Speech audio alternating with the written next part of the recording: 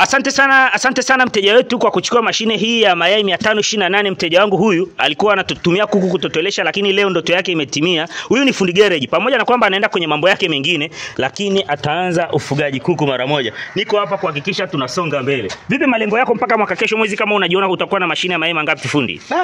Naona nitakuwa na malengo mayai 5000 mashine. Itakuwa Mwalimu Kuku Farm umenisaidia sana kwa kutimiza ndoto zangu, kwa sababu nilikuwa. Lakini umeshafanya utafiti kuhusu soko, Huyu sasa ni mwanafunzi wangu. Utakuwa ukiuza vifaranga na nitumia. Asante sasa. Tuko naye hapa mashine, tunafanya delivery kwa ajili ya kuelekea shambani kwake, na hawa ni miongoni mwa kuku wake anaoendelea nao. Sasa hawa akitaga atakuwa anaweka mayai kwenye mashine, anatengeneza pesa. Mkuko unaishi maeneo ya wapi? Watu waje hapa watutoleshie mayai. Naishi Bunju. Huyu Bunju wei hapa. Karibu na shule. Karibuni sana majirani zangu wenye mayai. Karibuni, mashine ipo, nitakuja kuwatoleshea.